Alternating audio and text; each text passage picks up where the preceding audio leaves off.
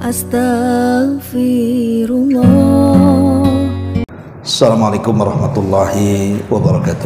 Waalaikumsalam warahmatullahi wabarakatuh. Alhamdulillah wassalatu wassalamu ala Rasulillah wa ala alihi wa sahbihi wa mawalah wa la hawla wa la quwata illa billahi wa ba'd. Alhamdulillah, segala puja dan puji hanya milik Allah subhanahu wa ta'ala. Salawat dan juga salam kita hadiahkan kepada Rasul kita Nabi besar Muhammad sallallahu alaihi wa ala alihi wasallam. Pembahasan di malam hari ini kita akan membahas tema yang mungkin sering kita dengar tetapi penting untuk kita bahas karena banyak dan syarat dengan pelajaran yang mendalam dalam kehidupan kita tentang asrat as-sa'ah. Asratus sya'ah, asyratus sa'ah artinya tanda-tanda kiamat. Dan asyratus sa'ah atau tanda-tanda kiamat ini adalah bentuk kebenaran kenabian Nabi sallallahu alaihi wasallam. Kan disebutkan dalam hadis Abi Zaid Amr ibn Akhtab al-Ansari radhiyallahu anhu, shalla bina Rasulullah sallallahu alaihi wasallam al-fajr. Jadi satu hari Nabi sallallahu alaihi wasallam melaksanakan salat subuh. Wa sa'idal mimbar.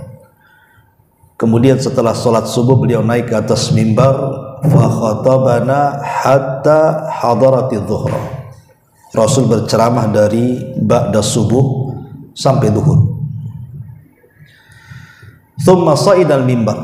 Setelah selesai zuhur, naik lagi beliau ke atas mimbar hatta hadaratil asra, sampai datang waktu salat asar. Beliau terus berkhutbah. Thumma nazala fa shalla, kemudian beliau turun dan salat asar. Setelah salat asar, thumma sa'idal mimbar, naik lagi ke atas mimbar hatta gharabati syamsu, sampai matahari tenggelam. Fa akhbarana ma kana wa ma huwa kain.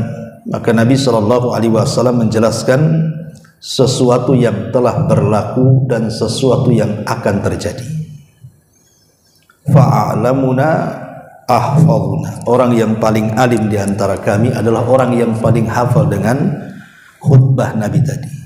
Bayangkan Nabi berkhutbah dari ba'da subuh sampai maghrib. Siapa yang tahan bicara seperti ini kalau bukan seorang Nabi? Saya saja kalau ceramah kelamaan capek juga kan. Padahal sejam 2 jam itu udah teler gitu. Selesai ceramah sariawan pula kan. Tapi bagaimana Nabi Shallallahu Alaihi Wasallam berkhutbah dari subuh sampai maghrib? Semana itu ceritanya, ceramahnya. Dan Nabi menjelaskan tentang sesuatu yang akan terjadi. Artinya ini bicara soal tanda-tanda yang akan berlaku. Lihat, Nabi Shallallahu Alaihi Wasallam berceramah sepanjang itu hanya menjelaskan tentang peristiwa yang akan berlaku.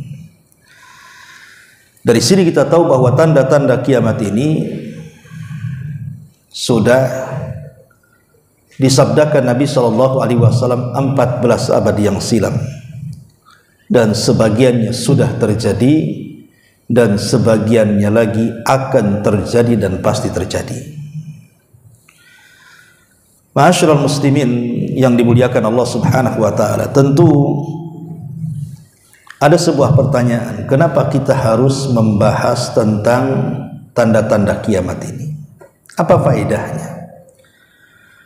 Dan kenapa pula Nabi Shallallahu Alaihi Wasallam menyebutkan tanda-tanda kiamat, baik kiamat kecil atau tanda-tanda kiamat kecil atau tanda-tanda kiamat besar? Tentu di antara faedahnya disebutkan oleh para ulama. Apa faedahnya mengenal tanda-tanda kiamat ini? Pertama, si'atu rahmatillahi azza wa jalla. luasnya rahmat Allah Subhanahu wa taala kepada kita, di mana Allah tidak mengirim kiamat itu sekonyong-konyong. Sebab kalau seandainya Allah Subhanahu wa taala tiba-tiba menghancurkan alam semesta, maka akan mengagetkan semua orang kan. Tentu orang-orang yang terutama dari kalangan ahli maksiat, mereka tidak sempat bertobat. Bahkan boleh jadi orang yang beriman yang kurang amalnya juga tidak sempat menambah amalannya.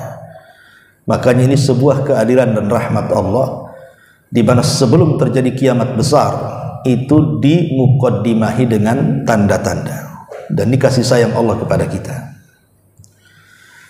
Kemudian yang kedua, di antara faedahnya al-isti'dad lirrahili wad daril akhirah. Tentu supaya kita persiapan menuju kehidupan setelah kematian. Jadi dengan adanya tanda-tanda ini kita semakin persiapan. Jangan sampai bekal yang kurang cukup ini tiba-tiba dunia dikiamatkan. Maka seorang muslim, maka dia akan menyegerakan bertobat kepada Allah dan memperbanyak amal saleh untuk persiapan setelah kematian. Makanya dikirim tanda-tanda ini. Kemudian yang ketiga, tathbitul iman fil qalbi, untuk memantapkan keimanan kita dalam hati. Karena Nabi SAW terkadang bicara sesuatu, pembicaraan Rasul itu terkadang masuk akal, terkadang tidak masuk akal, terkadang terkesan dongeng. Bagaimana tidak terkesan dongeng? Munculnya Dajjal dengan kisahnya yang luar biasa menakjubkan, kemudian adanya Isa yang turun dari langit, munculnya Ya'juj dan Ma'juj, itu kan terkesan dongeng itu. Tapi bagi orang-orang yang beriman ini bukan dongeng. Ini sebuah kenyataan yang akan terjadi dan pasti terjadi. Karena yang bicara bukan orang biasa, tapi yang bicara seorang nabi. Kalau yang bicara mungkin dukun atau paranormal, kita katakan dia sedang ngawur dalam bicara. Boleh jadi dia sedang berbicara khurafat. Kalau yang bicara dukun kan itu, dukun meramalkan sesuatu, kita katakan khurafat ini. Tapi karena yang bicara adalah Nabi SAW, ini bukan khurafat, tetapi yang dibicarakan Nabi SAW adalah wahyu yang Allah wahyukan. Makanya Allah mengatakan wa ma yantiqu anil hawa in huwa illa wahyun yuha. Sehingga dari sini tertetapkan sebuah keimanan yang jauh lebih mantap lagi. Karena di antara ciri-ciri orang yang bertakwa adalah beriman dengan yang gaib. Ini kan perkara gaib, harus diimani. Ya, ini juga di antara manfaatnya. Kemudian yang keempat, tahyiyatun nufus limuwajahatil fitan. Jadi jiwa semakin tegar lagi untuk menghadapi banyak fitnah yang akan menyongsong di depan. Jadi jiwa kita ini semakin teguh. Karena di depan kita ini, di antara tanda-tanda kiamat itu akan banyak fitnah. Dan fitnah itu bisa menggoncang keimanan orang. Jadi fitnah akhir zaman ini, Nabi SAW sampai mempermisalkan seperti gelapnya malam. Bayangkan gelapnya malam, kita berjalan di kegelapan, tidak ada penerangan cahaya, bisa nabrak sana sini. Lah sampai Nabi SAW mempermisalkan fitnah itu seperti gelapnya malam, dan fitnah ini menggoyang keimanan. Bisa saja paginya dia mukmin, sore harinya dia kafir. Sore harinya dia mukmin, pagi harinya dia kafir. Jadi dengan dihabarkan akan terjadi fitnah ini, fitnah itu di akhir zaman atas lisan Rasul, maka jiwa ini semakin persiapan untuk menghadapi fitnah-fitnah itu. Nah, ini juga di antara faedah kenapa disebutkan tentang asratus sa'ah di sini. Kemudian juga di antara faedahnya adalah al-hadharu minat tasyabbuh bil kufar. Dengan disebutkan tanda-tanda kiamat itu supaya kita makin hati-hati. Jangan sampai kita tasyabbuh menyerupai orang kafir. Karena di antara tanda-tanda yang disebutkan oleh Nabi SAW, apa kata Rasul? La taqumus sa'ah hatta ta'khudha ummati bi akhdil quruni qablaha shibran bi shibrin wa dira'an bi dira'in. Faqila ya Rasulullah kafarisi war rum, qala wa minan nasi illa ulaik. Kata Nabi SAW, tidak mungkin terjadi kiamat sampai di antara umatku, kata Nabi, ada yang mengikuti jejak-jejak umat-umat terdahulu, sejengkal demi sejengkal, sehasta demi sehasta, sampai dikatakan, wahai Rasul, apakah yang dimaksud adalah Persia dan Romawi? Kata Rasul, dan di antara manusia tidak ada lagi kecuali mereka.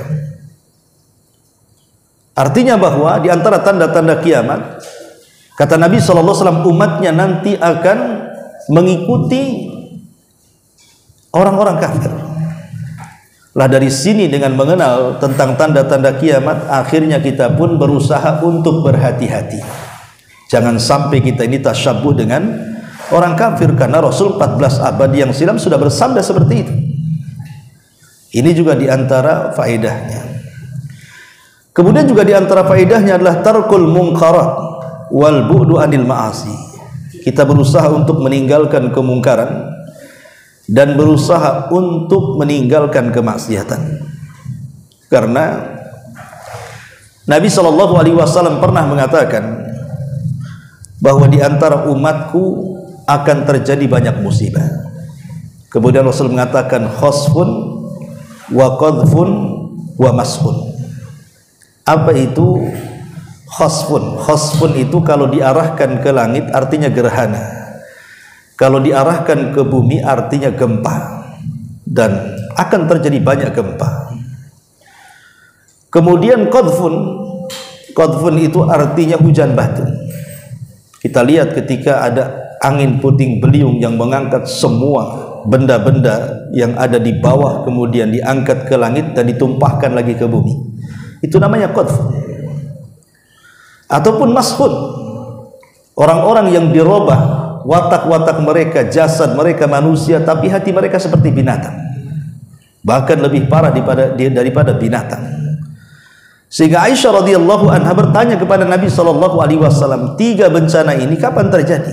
Apakah mungkin bencana ini terjadi ketika orang-orang soleh masih ada di sekitar kita?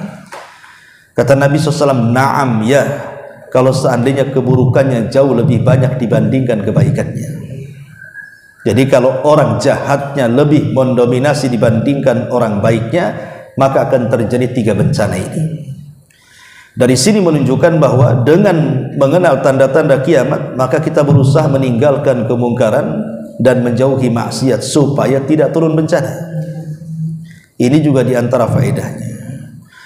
Kemudian juga diantara faedahnya, kita berusaha untuk ikhtiram kepada para ulama dan berusaha untuk duduk di majelis-majelis ulama.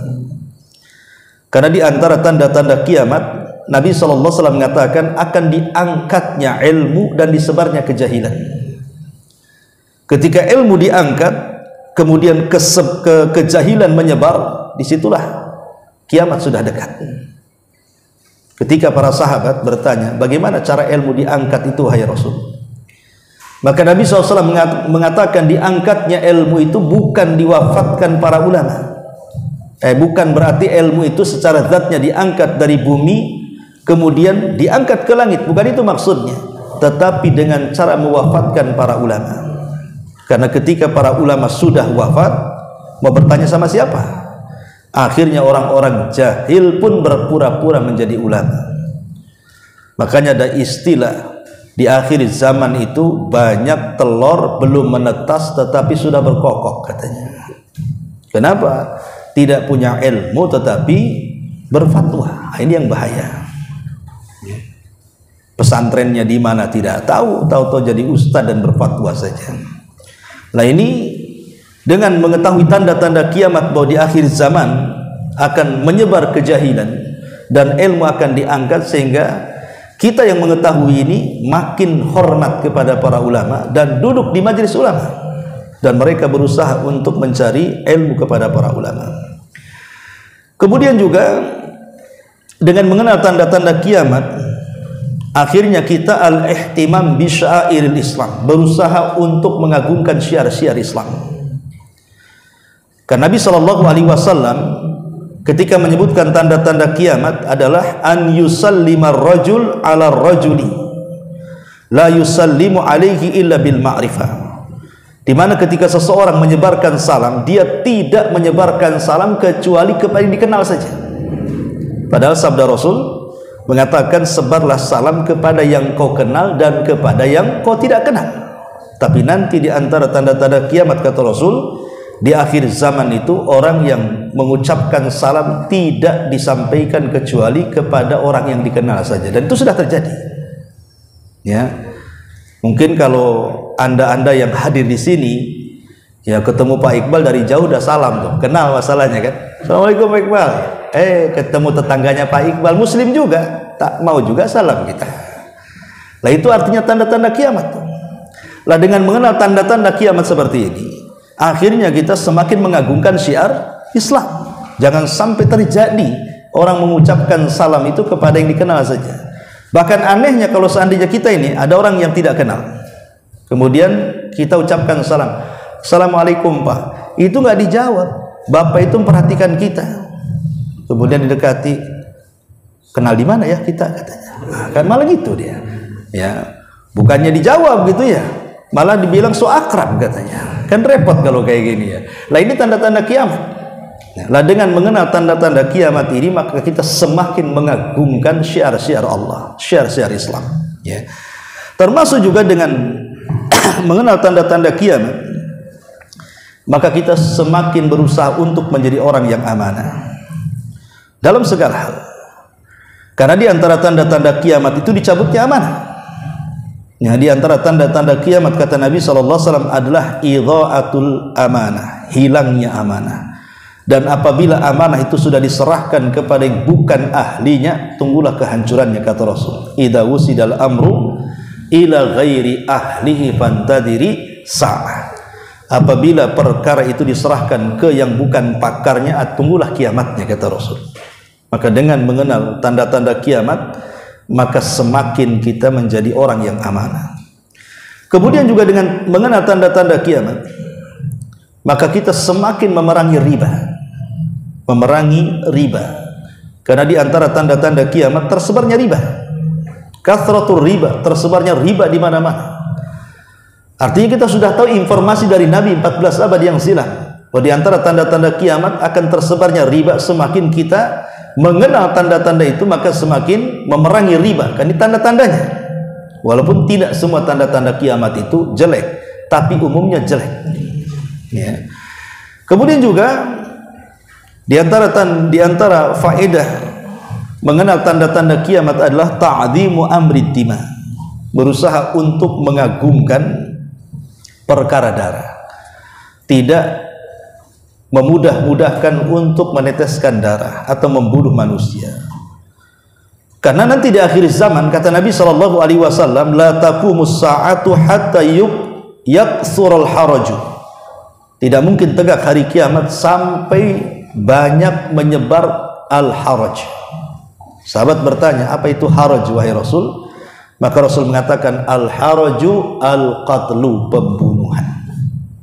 Bahkan Rasul bersabda dalam hadis yang lain, sampai orang yang membunuh tidak tahu kenapa dia bisa membunuh, dan orang yang dibunuh lebih bingung lagi, kenapa aku bisa dibunuh. Itu terjadi hari ini kan. Karena dalam Islam itu menghilangkan nyawa itu ada aturannya. Seperti Rasul mengatakan la yahillu damu mri'in muslim illa bi ihda thalathin. Tidak boleh seseorang menghilangkan nyawa seorang muslim kecuali karena 3 perkara. Pertama, karena berzinah dan dia sudah menikah. Yang kedua, dia membunuh kemudian sebagai kisos dia dibunuh. Kemudian yang ketiga, orang murtad. Orang murtad dalam Islam itu dibunuh. Ya, atau mungkin yang lainnya seperti orang yang merusak di bumi, merampok dengan sangat sadis gitu ya, maka bisa dibunuh dalam undang-undang negara Islam. Ya. Jadi membunuh itu ada aturannya dalam Islam. Tapi sekarang tidak, urusan parkir aja bunuh-bunuhan, urusan waris bunuh-bunuhan, urusan bercanda bunuh-bunuhan, gara-gara bercanda bunuh-bunuhan. Gara-gara pilkada carok-carokan. Di mana tuh yang carok-carokan tuh? Gara-gara kalah pilkada. Kan aneh gitu. Masa urusan pilkada siapa yang menang, siapa yang kalah, orang lain pula yang bunuh-bunuhan. Makanya wajar kalau Rasul mengatakan al-qatil la yadri fima qatal wal maqtul la yadri fima qutil. Orang yang membunuh bingung kenapa dia bisa membunuh, orang yang dibunuh lebih bingung lagi kenapa bisa saya dibunuh gitu kan. Lah itulah tanda-tanda kiamat namanya. Ya, jadi dengan mengenal tanda-tanda kiamat kita semakin mengagungkan darah. Jangan mudah meneteskan darah kaum muslimin. Ya. Kemudian juga dengan mengenal tanda-tanda kiamat, al-hadaru minadz zulmi wa i'anati zalimin. Jangan sampai kita menjadi pelaku kezaliman atau menolong orang yang melakukan kezaliman. Karena di antara tanda-tanda kiamat, Nabi SAW mengatakan bahwa akan ada para pemimpin ma'ahum siyatun ka'adnabil baqar. Di tangan mereka ada cambuk-cambuk yang suka mencambuk manusia. Ini kinayah daripada penguasa-penguasa zalim. Mereka mengambil hak rakyatnya, tetapi hak rakyat tidak dipenuhi. Itu zalim. Dan siapapun yang menolong mereka, maka termasuk dalam ta'awun 'alal itsmi wal udwan. Ya, zalim juga dia. Tahu ini penguasa zalim, didukung, zalim juga dia. Nah, ini tanda-tanda kiamat. Makanya dengan mengetahui tanda-tanda kiamat, sehingga kita berusaha untuk tidak jatuh kepada kezaliman dan tidak menolong orang-orang yang zalim. Termasuk juga di antara tanda-tanda kiamat dengan hikmahnya adalah al-ihtimamu bil ibadati fi awqatil fitan. Kita akan lebih memperhatikan waktu dengan menyibukkan beribadah kepada Allah di tengah-tengah fitnah melanda di sekitar kita. Karena fitnah yang melalaikan ibadah di sekitar kita itu sudah mulai banyak. Mulai dari fitnah harta, fitnah wanita, ya, fitnah kehormatan, kepemimpinan dan begitu seterusnya. Di jabatan itu kan melalaikan semuanya. Makanya dengan mengenal tanda-tanda kiamat ini kita semakin menjaga waktu. Termasuk juga berusaha untuk menjaga kehormatan dan kemaluan, karena di antara tanda-tanda kiamat itu tersebarnya perzinahan di mana-mana. Maka dengan mengenal tanda-tanda kiamat ini, kita semakin menjaga kehormatan kita untuk tidak terjerumus kepada perzinahan, termasuk juga makin rendah diri, rendah hati. Karena di antara tanda-tanda kiamat adalah munculnya orang-orang sombong.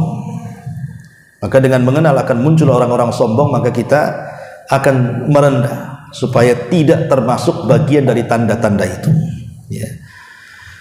Kemudian juga di antara faedahnya adalah makin tawakal kepada Allah Subhanahu wa taala. Makin bertawakal kepada Allah Subhanahu wa taala. Dan banyak lagi di antara hikmah-hikmahnya yang tidak bisa kita jelaskan karena banyak pembahasan. Baik, kita masuk pada pembahasan yang lainnya tentang pembagian asyratus sa'ah, tanda-tanda kiamat.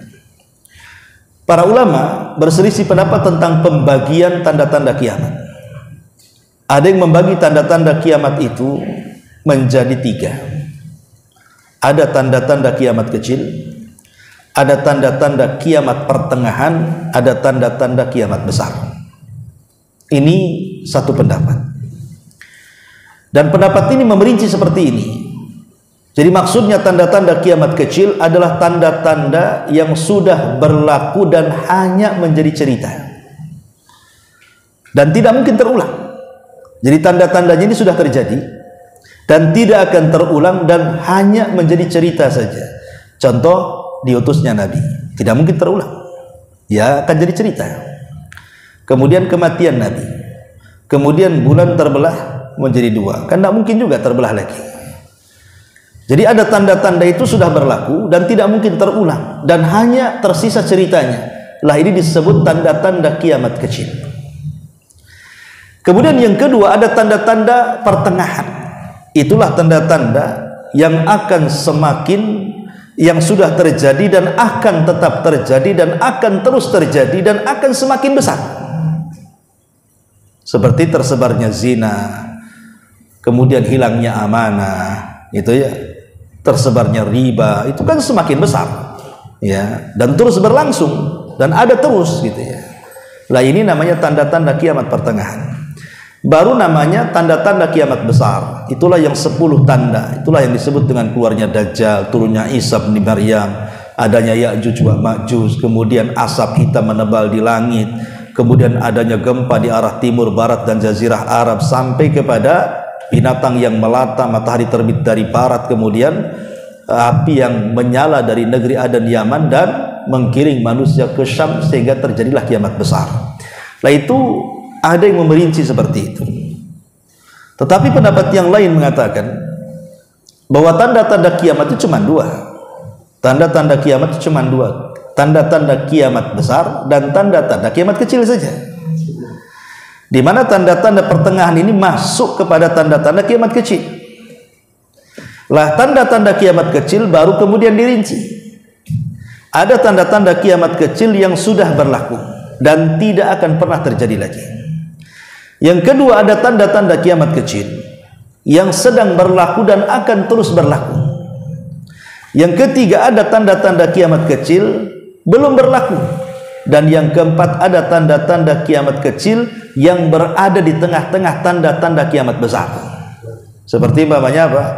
Diangkatnya Quran, kemudian dirobohkannya Ka'bah sampai ke akar-akarnya oleh Dzu Suwaikataini. Itu kan ditanda di tengah-tengah tanda-tanda kiamat besar itu, ya. Jadi ada yang memerinci tanda-tanda kiamat kecil menjadi 4. Ada yang sudah berlaku, seperti tadi contohnya kematian Nabi, kemudian kematian para sahabat, kemudian bulan terbelah menjadi 2 gitu ya. Itu sudah berlaku, ya. Kemudian sedang berlaku dan akan terus berlaku, ya, seperti tersebarnya zina, tersebarnya riba, pembunuhan di mana-mana, tersebarnya fitnah, itu sedang berlaku. Yang ketiga, ada yang belum berlaku. Seperti contohnya apa?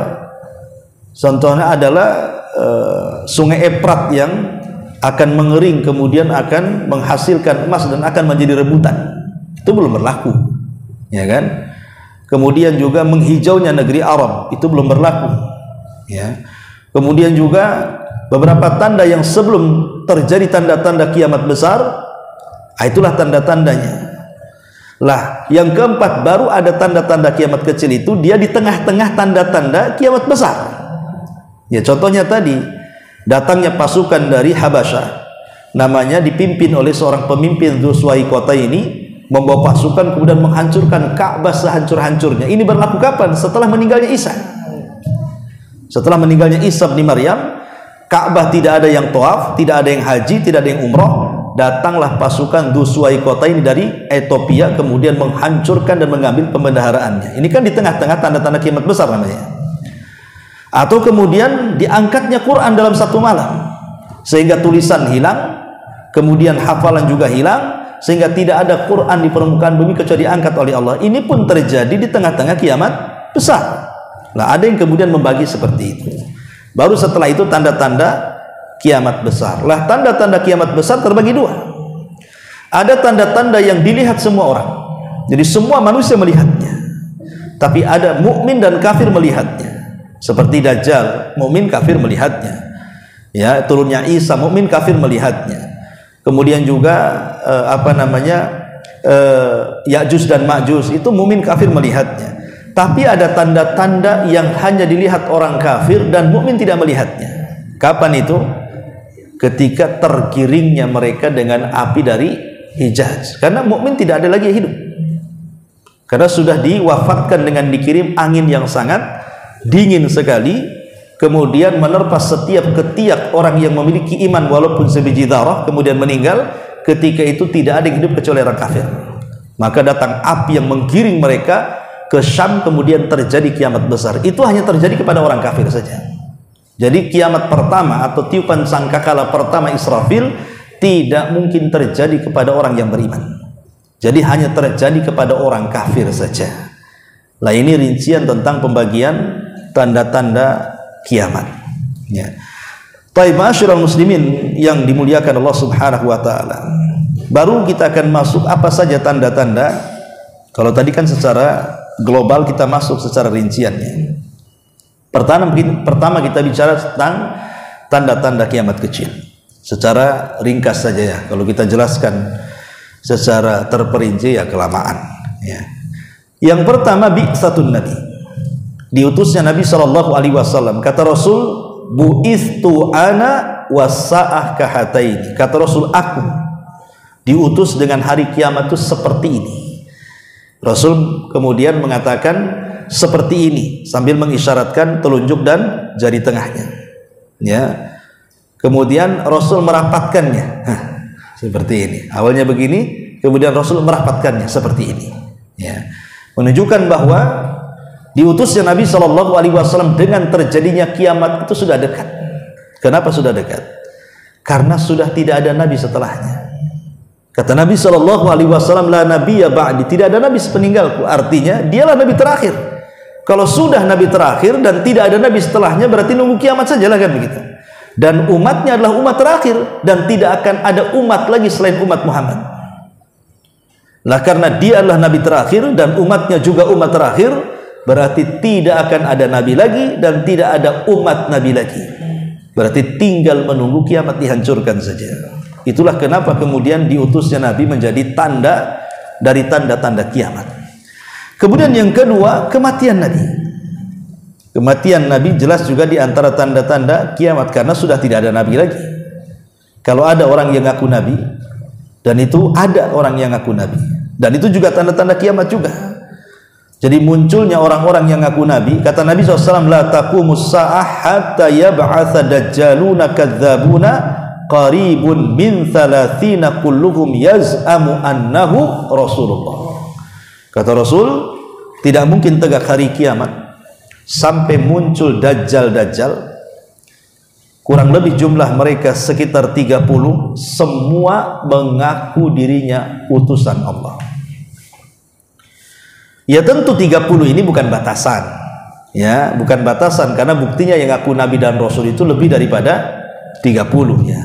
Sebagian para ulama mengatakan maksudnya inilah yang terkenal di masa dulu. 30 itu bukan berarti setelahnya tidak ada lagi. Banyak di Indonesia ngaku nabi aja ramai gitu ya. Dari zaman ke zaman ada saja Indonesia itu orang yang ngaku nabi kan. Mulai daripada yang terkenal seperti Ahmad Musaddiq dulu kan, udah tobat ya, mudah-mudahan tobat lah ya.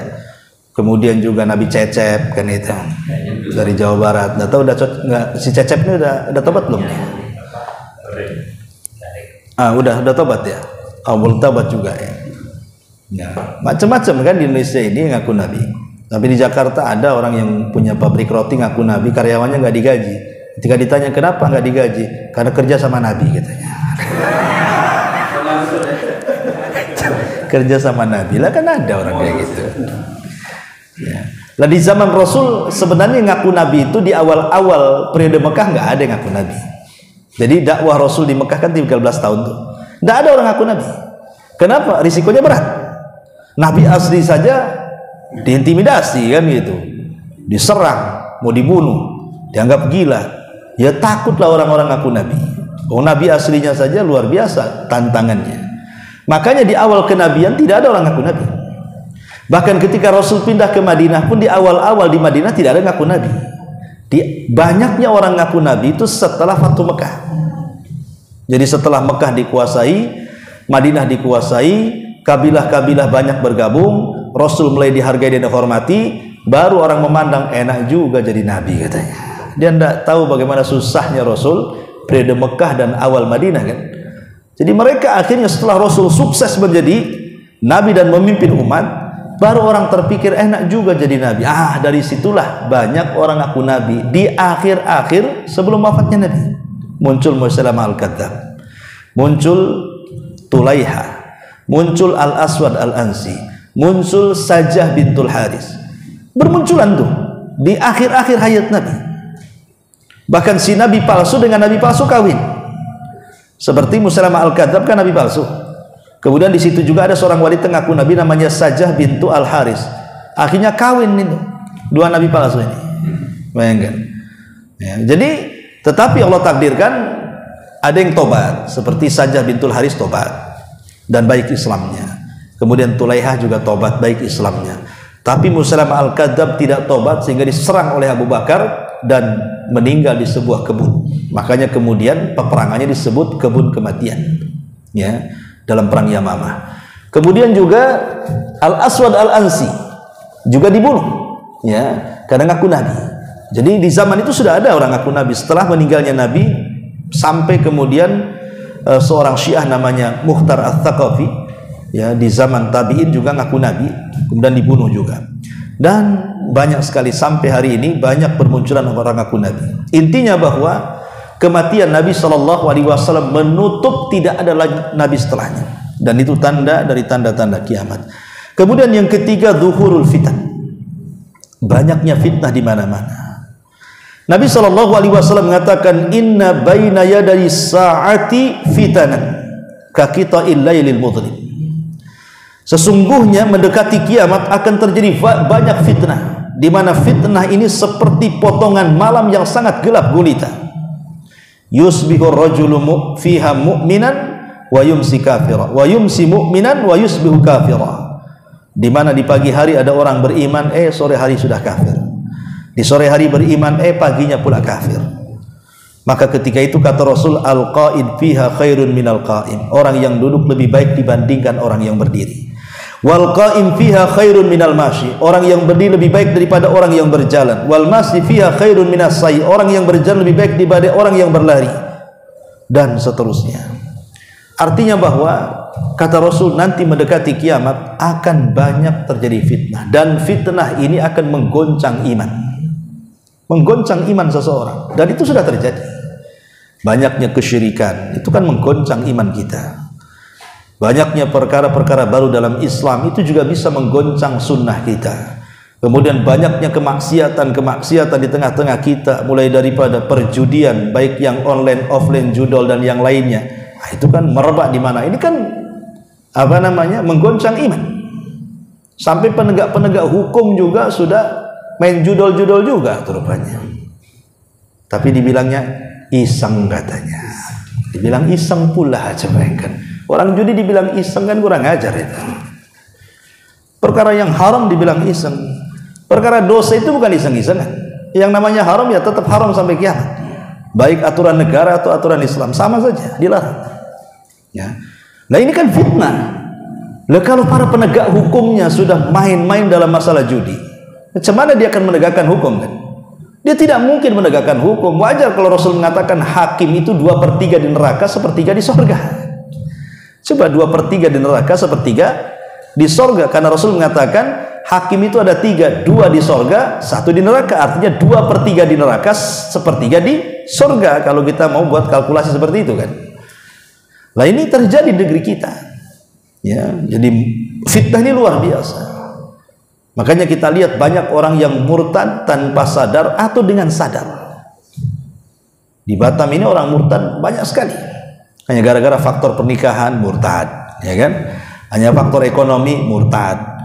Kena bencana sedikit dibantu orang murtad. Nah, ini negeri kita, ini kan fitnah namanya. Menggoncang keimanan. Di pagi hari dia beriman, sore hari dia sudah kufur. Ya, kemudian pusing sedikit tentang usaha, datang ke dukun, murtad dia akhirnya karena percaya dengan dukun. Rasul mengatakan barang siapa yang datang ke dukun kemudian bertanya, dibenarkan ucapannya, maka dia telah kufur dengan syariat Muhammad. Artinya dia telah keluar dari Islam. Coba bayangkan, ya, percaya dengan tanggal-tanggal tanpa sadar, murtad dia. Itulah fitnah, ya, tanpa sadar. Dan ini fitnah, ini tanda-tanda dari tanda-tanda kiamat yang akan berlaku. Kemudian kasratul mal, banyaknya harta. Maksudnya banyaknya harta ini yang melalaikan. Ya, banyaknya harta yang melalaikan. Ada orang yang bercita-cita seperti ini. Ya tentu ini orang baiknya. Ustaz, kalau saya kaya, mungkin saya bisa mengatur harta. Mungkin kalau ada masjid yang belum jadi, saya akan bantu. Kalau panti asuhan nampak kurang, saya akan bantu. Pokoknya ada orang yang berpikir kalau kaya itu dia bisa mengatur harta. Dengan hartanya dia bisa berbuat baik. Tapi setelah Allah kabulkan dia jadi kaya raya, apa yang terjadi? Bukan dia yang memegang harta, harta yang memegang kupingnya. Kata harta ke timur, dia ke timur. Kata harta ke barat, dia ke barat. Itulah harta. Akhirnya apa? Cita-cita yang dulu ketika miskin ingin berbuat baik, setelah kaya hilang semuanya. Itulah rahasia bejatnya orang. Kata Rasul, kata Allah Subhanahu wa taala, kalla innal insana la yatgha an ra'ahus taghna. Manusia itu terkadang mudah melampaui batas ketika rizki dibentangkan. Ada orang Jakarta datang ke saya, Ustaz, saya penggemar Ustaz di YouTube. Alhamdulillah, katanya. Coba saya kenal Ustaz dulu waktu saya masih kaya, saya bangun pesantren Ustaz, katanya. Jadi saya bilang, kenapa kau datang miskin pula? Kok waktu miskin pula datang ke sini? Waktu kaya kemana aja? Saya bilang.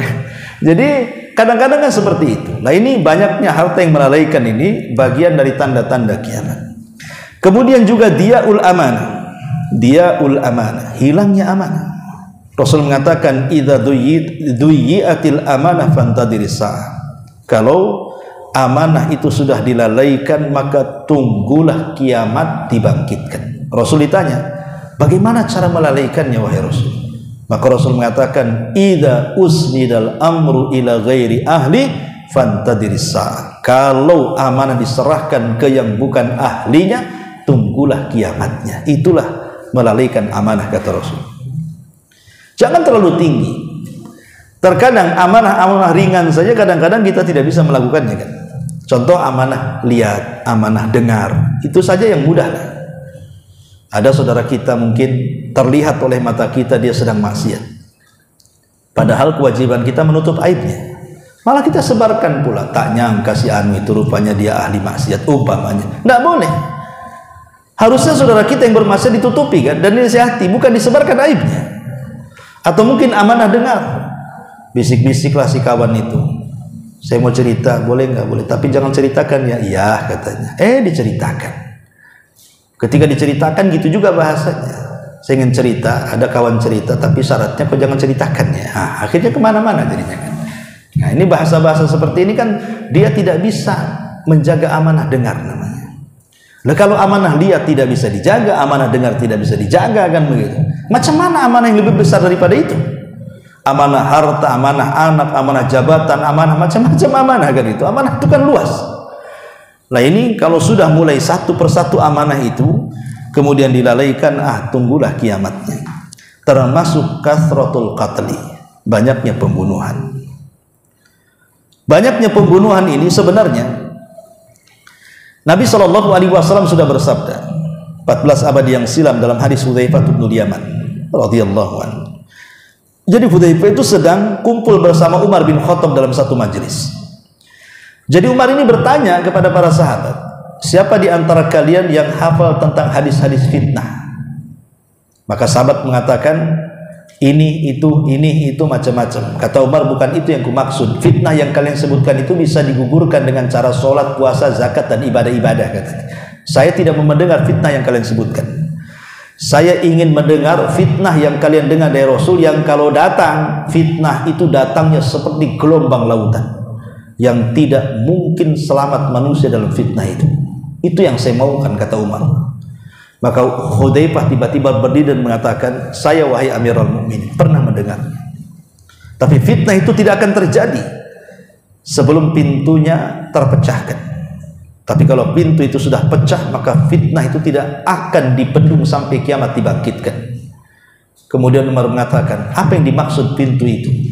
Maka Hudzaifah mengatakan, engkaulah pintunya.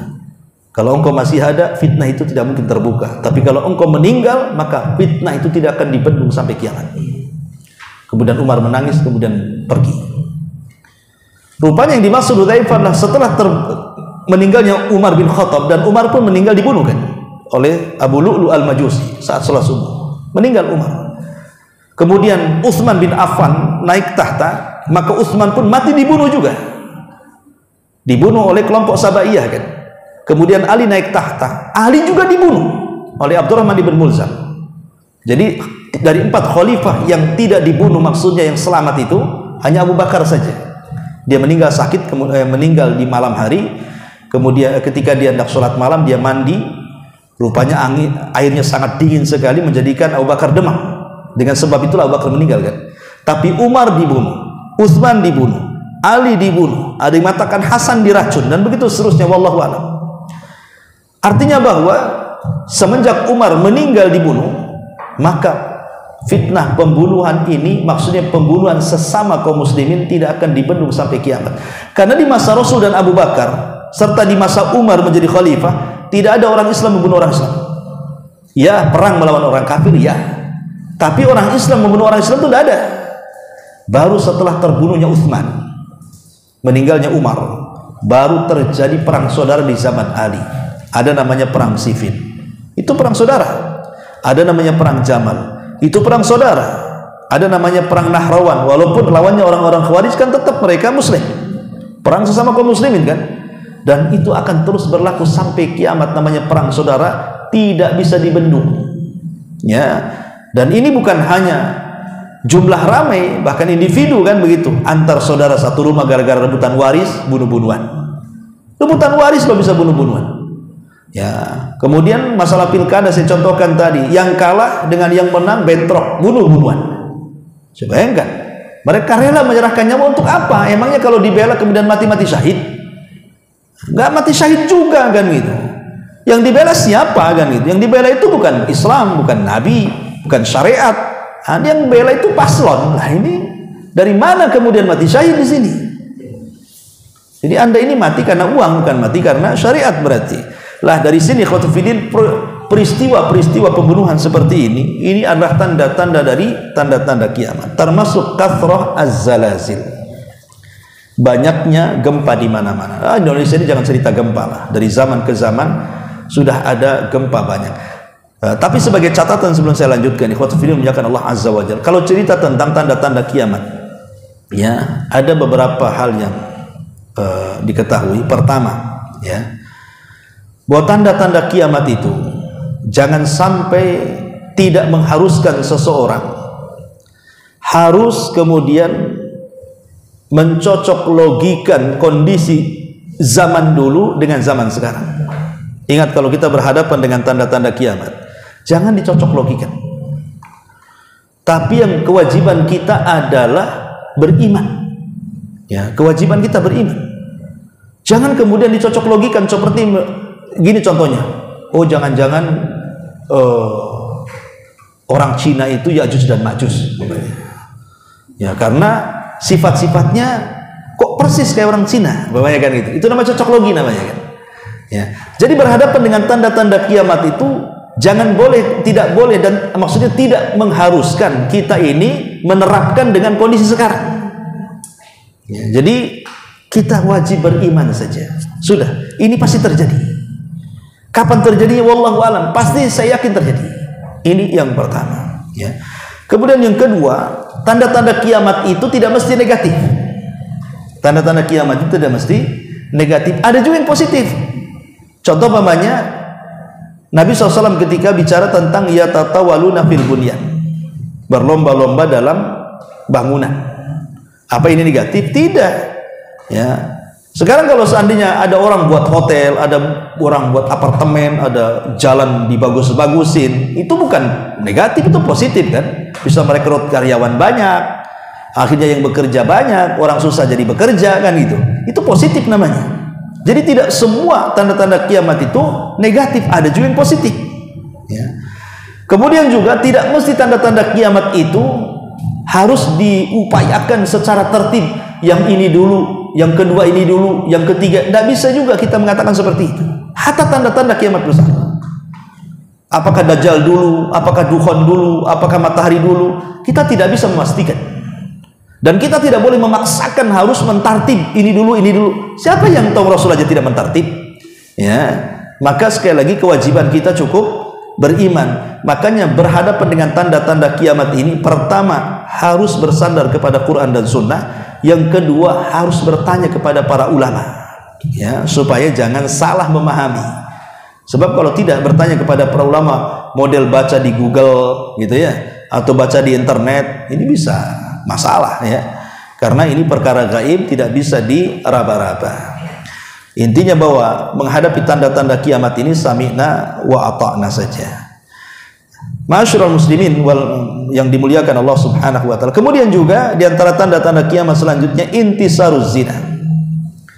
tersebarnya zina, dan sekarang sudah tersebar zina itu di mana-mana. Bahkan Nabi SAW pernah menasihatkan orang-orang muhajirin 14 abad yang silam. Apa kata Rasul? Ya ma'syarul muhajirin, khamsun idza tulitum bihinna wa a'udzu billahi an tudrikuhun. Kata Rasul, ingat 5 perkara wahai orang muhajirin, jangan sampai menimpa kalian. Kalau menimpa kalian, aku berlindung kepada Allah, jangan sampai menimpa kalian. Kemudian Rasul menyebutkan yang pertama apa? Lam yadharil fahishatu fi qaumin qad hatta tu'linu biha illa fasha fihi muta'un wal auja allati lam takun madat fi aslafihim alladhina matahu. Kata Rasul, tidaklah perzinahan dan yang semacamnya, homoseksual, lesbi, LGBT, ya, menyebar di mana-mana. Bahkan yang terakhir yang viral di sini ada seorang LGBT umroh kayak gitu kan. Pula pakai pakaian akhwat, sholat di tempat akhwat kan itu. Ini kan penistaan agama ya. Anda ini laki-laki, nggak boleh kemudian berpakaian perempuan, sholat pula di tempat perempuan. Ini penistaan agama namanya. Dan terjadi. Coba bayangkan. Ya mudah-mudahan pemerintah nangkap orang ini kemudian ditegas, ditindak. Ya, tidak boleh di tanah suci lagi, la ilaha illallah. Coba tanah orang yang paling suci dibuat penistaan agama. Luar biasa negeri kita ini memang, ya. Lah kata Nabi SAW, tidaklah tampak sebuah perzinahan atau yang semacamnya LGBT dan yang lainnya, dan terang-terangan, dan sekarang terang-terangan kan. Gimana tidak terang-terangan? Oh, sekarang tempat lokalisasi itu offline online ada, COD juga bisa, bukan makanan saja. Ya, zaman sekarang ini. Dan itu terang-terangan kan? Lah, apa yang terjadi kata Rasul? Illa fasyafihi muta'un. Ingat, akan tersebar banyak penyakit ta'un ataupun penyakit-penyakit yang belum pernah ada di zaman Rasul tapi akan terjangkit di zaman sekarang. Sampai hari ini, contoh saja penyakit AIDS. Itu kan belum ada obatnya, walaupun konon katanya ada seorang ulama Yaman, siapa namanya itu lupa saya, itu menemukan obat penyakit AIDS. Ketika hendak di sampelnya dibeli oleh Barat, ditolak dia, ya, sampai dia meninggal. Tapi intinya bahwa sekalipun anggaplah diketemukan obat AIDS ini, pasti Allah akan mengirim penyakit yang lebih ganas dibandingkan AIDS kan. Makanya ketika muncul penyakit AIDS ini kan terus diteliti oleh orang-orang cerdas, cerdik, pandai dari Barat kan. Profesor, doktor yang sudah botak-botak kepala itu, mereka berusaha untuk mencari sampel dan mencari obat yang bisa mengobati penyakit AIDS ini kan. Tapi kita katakan percuma Anda meneliti. Buat apa Anda teliti? Karena yang Anda hadapi bukan bakteri, yang Anda hadapi adalah Allah Subhanahu wa ta'ala. Kalau ingin hilang, selesaikan masalah zina, selesaikan masalah LGBT, jangan lakukan, nanti hilang sendiri itu penyakit. Tapi kalau berusaha mencari-cari obat, di satu sisi kemudian membagi-bagikan kondom di mana-mana supaya orang berzina, sekalipun ditemukan obat itu, pasti Allah akan kirim bakteri yang jauh lebih parah lagi. Karena itu hanya satu dari tentara kecil Allah Azza wa Jalla saja kan. Tentara Allah ini banyak. Jadi salah Anda menghadapi, bukan Anda menghadapi penyakit, tapi yang Anda hadapi adalah Allah Subhanahu wa ta'ala. Allah sedang murka dengan kemaksiatan itu. Makanya di antara tanda-tanda kiamat tersebarnya zina di mana-mana, LGBT, lesbi, homo dan yang lainnya. Yang lebih parah pula dilegalkan pemerintah. Itu pajak paling besar. Lah, ini kan gimana ceritanya? Padahal pemerintah tidak akan makmur dan tidak akan pernah turun berkah dari langit dan bumi sampai mereka beriman dan bertakwa. Lawalau anna ahlal qura amanu wattaqau la fatahna alaihim barakatin minas sama'i wal ardh. Kalaulah penduduk negeri ini beriman dan bertakwa, berkah itu akan tersebar di mana-mana. Ya, ini memperbaiki negara pakai uang haram, gimana ceritanya akan dapat berkah sebuah negeri? Sehingga harus dilestarikan gitu. Ini pajaknya besar, la ilaha illallah, ya.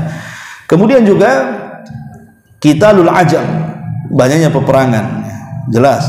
Termasuk taqarrub az-zaman, taqarrub al-aswaq, dekatnya zaman dan dekatnya pasar. Ingat ya dulu kalau antum orang desa sekarang jadi orang kota kan, kalau orang desa itu ke pasar kan naik dokar, kadang-kadang jauh kadang-kadang kan. Naik angkot, ya. Sekarang tidak perlu, pasarnya di rumah, yang mesennya juga di rumah. Tinggal buka aplikasi, datang, ya, paket, nah, selesai itu. Dekat, makin dekat pasar itu. Ya. Yang jauh itu jadi dekat. Saya pikir dulu, kalau dulu mungkin paket itu kaos atau apa, sekarang nggak, sayur-sayuran. Ya, sayur bisa dipaketkan. Sampai kepada batu untuk menggosok daki itu ada juga di COD. Saya pikir harus pulang ke Jawa Barat nyari di sungai gitu ya. Sekarang tidak perlu, ada itu di Shopee itu. Bayangkan sampai batu untuk gosok daki lo dijual di Shopee itu. Kita nggak kepikiran. Sampai rumput teki juga ada tuh. Jadi semua coba, ini namanya taqarrub al-aswaq namanya. Jadi pasar didekat-dekatkan, tidak perlu keluar. Dan taqarrub zaman, waktu itu kayaknya dekat sekali kan gitu. Tadi subuh, duhur, asar, maghrib, isya. Nanti tidur subuh lagi. Nah, itulah berdekatan waktu. Ya. Kayaknya kita ini masih muda, pada ngaca udah berubah semuanya. Ya, sok muda pada ada tua. Dia tidak paham dia awet tua bukan awet muda. Ya. Jadi itu karena cepatnya waktu. Sehingga yang harusnya muda itu jadi cepat tua jadinya, karena waktu berjalan dengan sangat cepat sekali. Dan ini tanda-tanda dari tanda-tanda kiamat, termasuk antalidal ammatu rabbataha, ketika seorang budak wanita melahirkan tuannya. Ada yang mengatakan ini karena banyaknya peperangan, ada juga yang mengatakan bahwa ini banyaknya anak-anak durhaka kepada orang tua. Dan sedekah Rasulullah, anak durhaka zaman sekarang luar biasa. Kita belum pernah mendengar ada anak bunuh orang tua, sekarang ada anak bunuh orang tua, menyiksa orang tuanya, dan begitu seterusnya. Dan ini tanda-tanda kiamat. Termasuk ittikhadul masajid turuqan, dijadikan masjid hanya jalan. Dikira ke masjid mau sholat. Saya kan ada masjid tuh di Beliung. Dikira nanya, Pak, toilet mana Pak? Katanya. Oh di situ Pak, katanya. Ke toilet. Padahal duhur itu. Toto pergi lagi. Rupanya numpang kencing. Bukan mau sholat di situ. Lah itu menjadikan masjid hanya untuk lewat saja. Ini kan sudah tanda-tanda kiamat ini. Saya pikir mau sholat rupanya numpang kencing. Ya. Makanya wajar kalau masjid-masjid itu biasanya banyak yang digembok itu kamar mandinya. Karena numpang kencingnya dibuka ketika waktu sholat aja. Sampai seperti itu jadinya ya. Nah, termasuk juga tatawul ri'a isyad fil bunyan. Banyaknya pembangunan sampai rumah-rumah di desa lebih hebat daripada rumah di kota kan itu. Rumah di Batam kopel-kopel kan itu. Rumah di desa wah gede-gede kayak gedung. Itu tanda-tanda kiamat. Tapi ini bukan perkara yang negatif, ini positif. Taslimul khasah, tadi sudah disebutkan, mengucapkan salam kepada orang yang khusus saja. Kemudian zakhrafatul masajid, masjid dibangun dengan cara megah. Alhamdulillah, memang satu sisi kita bersyukur. Zaman dulu kita cari masjid itu nunggu azan. Oh di sana rupanya masjid. Ya. Sekarang tidak, karena menaranya tinggi-tinggi udah nampak itu masjid. Apalagi datang suara adzan bersautan di mana-mana. Tapi sayangnya banyak masjid yang cantik tapi tidak ada penghuninya, hanya imam muazin itu karena dibayar. Kalau nggak dibayar minggat juga ada. Ya, ini kan masalah ya. Kemudian juga kathratu ar-riba, banyaknya riba. Banyaknya riba ini luar biasa. Mulai dari rentenir itu sampai kepada bank konvensional, itu luar biasa pengaruh riba ini. Ya, dan ngeri pengaruh riba ini karena akan merobohkan ekonomi, bukan hanya individu, masyarakat, bangsa, negara bisa roboh gara-gara riba. Ya, karena riba itu hakikatnya dia telah berperang melawan Allah. Karena Allah yang mengatakan, fa illam yantahu fa'danu biharbin minallahi wa rasul. Kalau kalian tidak berhenti dari riba, itu berarti kalian menyatakan perang melawan Allah dan Rasulnya. Nah, itu kan bahaya riba. Dan riba itu sekarang tidak mesti harus di kantor-kantor. Sekarang sudah di pagar-pagar rumah kan, silakan pinjam dengan bunga yang rendah, cukup dengan taruh sertifikat, nah gitu saja. Itu ada itu, tempel-tempel tiang-tiang listrik itu. Ya. Kemudian banyaknya wanita. Kalau di Batam jelas lah banyak wanita. Kemudian tamannil maut, banyaknya orang berangan-angan ingin mati. Karena apa? Stres dengan kehidupan dunia kan. Jadi pengennya mati itu seolah-olah menyelesaikan penatnya kehidupan dunia. Padahal mati itu bukan menyelesaikan masalah, justru menambah masalah. karena setelah kematian itu prosesnya lebih panjang lagi. Tapi ada orang-orang yang berpikir karena banyaknya kesulitan, terpikir kalau melihat kuburan orang itu, kenapa aku aja nggak mati di situ? Masalah itu. Nah ini karena terlampau stresnya orang sampai menghendaki kematian. Termasuk juga zuhurul fawahish, banyaknya kerusakan, kemudian juga ittiba'us sunanil kafirin, banyak mengikuti tata cara orang-orang kafir. Kemudian kasratus syurat, banyaknya tentara, banyaknya polisi, itu juga tanda-tanda kiamat ya. Termasuk juga qital al-yahud, perang melawan Yahudi. Kita bisa lihat Palestina sekarang berperang melawan orang Yahudi ya, dan banyak lagi. Intinya bahwa tanda-tanda kiamat kecil ini banyak sekali, dan ulama ada yang mengatakan hampir 90% lebih tanda-tanda kiamat itu setiap hari terjadi. Hanya kurang dari 10% mungkinlah tanda-tanda kiamat kecil ini belum terjadi, artinya sudah mendekati ke tanda-tanda kiamat besar. Tapi sekali lagi bahwa melazimkan dekatnya kiamat itu tidak bisa kita pastikan kapan waktunya, prediksinya seperti apa, tidak bisa. Karena Nabi SAW sendiri yang mengatakan mal mas'ulu anha bi'a'lama minas sa'il. Ketika ditanya Rasul, kapan kiamat? Rasul mengatakan tidak tahu. Yang ditanya tidak lebih paham daripada yang bertanya. Pada yang bertanya Jibril. Artinya aku dan engkau Jibril tidak tahu. Bahkan ketika Arab Badui datang kepada Rasul mengatakan, Rasul kapan kiamat? Rasul diam. Rasul kapan kiamat? Rasul diam. Rasul kapan kiamat? Rasul diam. Sampai 3 kali marah Rasul. Dan Rasul mengatakan, kau dari tadi tanya kiamat terus katanya. Apa yang kau siapkan? Kata Badui ini, tidak ada wahai Rasul. Tapi aku sangat mencintai Allah dan Rasulnya. Maka Rasul mengatakan, idzan anta man ahbab. Kalau begitu engkau akan bersama orang yang kau cintai. Inilah diantara ringkasan dari tanda-tanda kiamat. Adapun tanda-tanda kiamat besar, ya ada 10 macam. Dimulai disebutkan oleh Al-Imam As-Safarini dalam kitabnya Aqidah tentang tanda-tanda kiamat.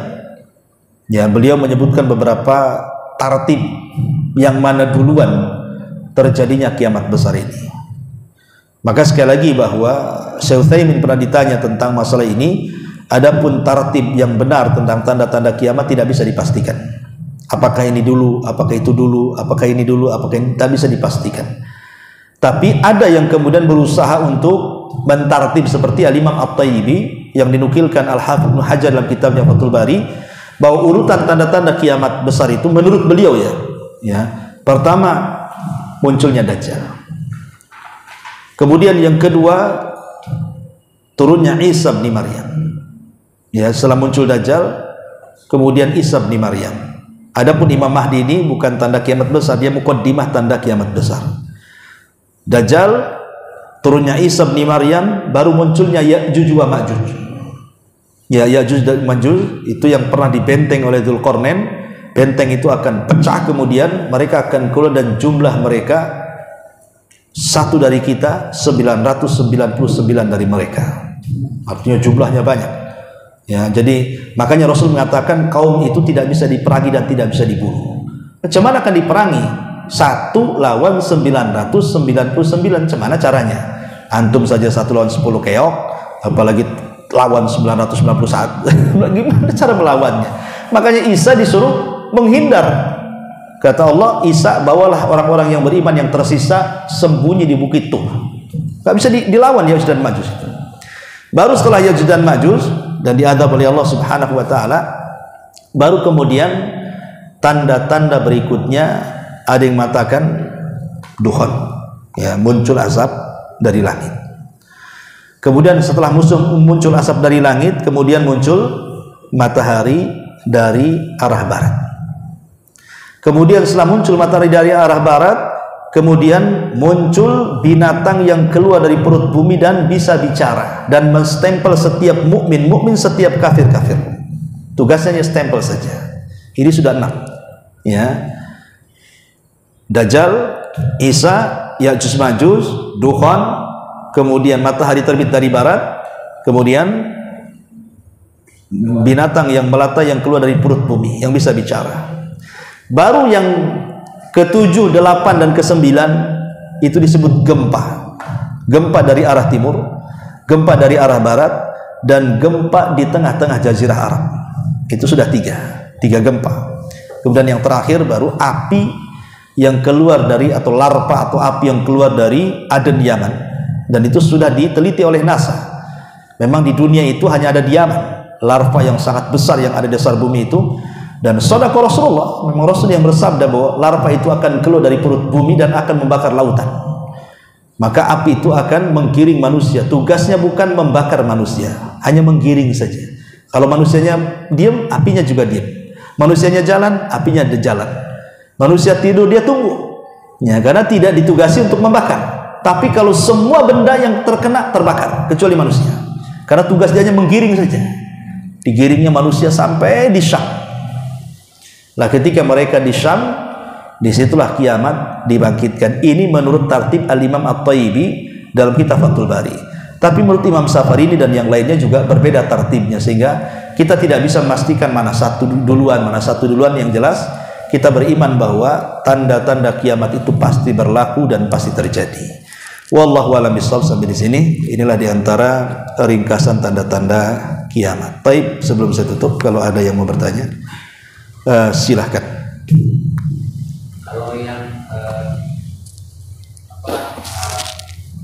ibu melahirkan tuannya, iya, itu di ternak kecil apa besar? Itu tanda-tanda kiamat kecil. Itu ada hadis dalam hadis Jibril. Hadis Jibril ketika bertanya kepada Rasul tentang tanda-tanda kiamat, maka Rasul mengatakan antalidal amatu rabbataha, di mana seorang budak melahirkan tuannya. Ada yang mengatakan bahwa karena ada yang memahami zahirnya hadis, artinya saya punya budak, saya gauli, kemudian dia hamil, kemudian punya anak. Lah anaknya merdeka karena bapaknya merdeka, tapi ibunya tetap budak. Ya, itu satu pendapat. Tapi pendapat yang kedua bukan itu maksudnya.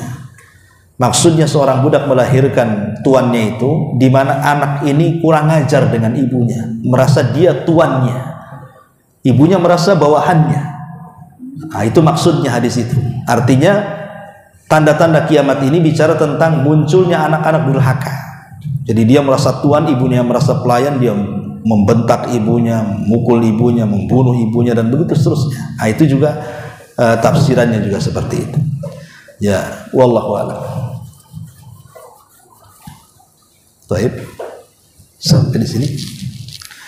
Mudah-mudahan ada manfaatnya. Subhanakallahumma bihamdika, asyhadu an la ilaha illa anta, astaghfiruka wa atubu ilaik. Allahu ta'ala alam. Assalamualaikum warahmatullahi wabarakatuh.